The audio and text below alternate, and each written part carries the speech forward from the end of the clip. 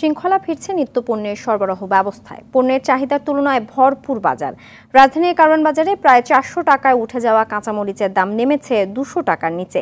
ডজনে 15 টাকা কমে বাদামি ডিম বিক্রি হচ্ছে 145 টাকায়। কেজিতে 5 টাকা কমে চিনির দাম নেমেছে 130 টাকায়, আর 5 টাকা বেড়ে সয়াবিন তেলের দাম উঠেছে 165 টাকা লিটার। সেলিম মালিকের রিপোর্ট। কোটা সংস্কার আন্দোলনের জেরে কারফিউ জারি করে সরকার। এতে মহাসড়কে পণ্য পরিবহন বিঘ্ন ঘটায়, চাপ বাড়ে বাজারে, বেড়ে যায় বেশ কিছু পণ্যের দাম। তবে কারফিউ কিছুটা শিথিল হওয়ায় সরবরাহ বেড়েছে, কমতে শুরু করেছে দামও।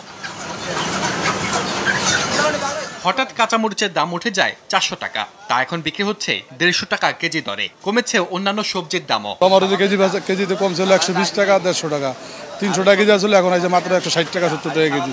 গাজর আছে 160 80, কচুরমুখী আছে 40 টাকা 50 টাকা, কারকল আছে 60 টাকা কেজি, করলা ছিল 140 160। বেড়ে যাওয়া ডিমের দাম ফিরেছে স্বাভাবিক অবস্থায়। 1300 টাকা পর্যন্ত ডিমের শ ছিল, 52 টাকা হালি ছিল, 48 টাকা হালি হয়েছে, 145 টাকা লাল ডিমের ডজন হয়েছে, সাদা ডিমের ডজন 140 টাকা হয়েছে, 80 ডিম 210 টাকা। প্যাকেটের চিনি কেজিতে কমেছে 5 টাকা, তবে বেড়েছে সয়াবিন তেলের দাম। চিনির দামটা একটু কমছে, আগে ছিল 135 টাকা, এখন 30 টাকা। তেল একটু বাড়ছে, আগে যেমন 1 লিটার ছিল 160 টাকা, এখন 165 টাকা। বড় মৌসুমের চালে বাজার ভরপুর, তারপরও দাম ঊর্ধ্বমুখী। কেজিতে বেড়েছে 1 থেকে 3 টাকা। মিনিকেটটা আমরা আগে বিক্রি করতাম 65-66 টাকা, এন্ড মিনিকেটটা বিক্রি করতে 68 থেকে 70 টাকা।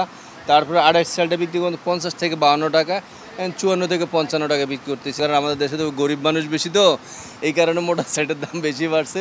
অটোলিয়াতে যেমন আমরা যে 45-46 টাকা যে মোটা চালটা ছিল, ওই মোটা চালটা 52 টাকা পর্যন্ত হয়েছে। দেশি মাছের দাম স্বাভাবিক থাকলেও কমেছে ইলিশে।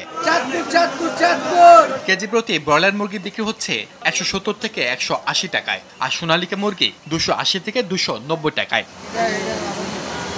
সেলিম মালিক, RTV, ঢাকা।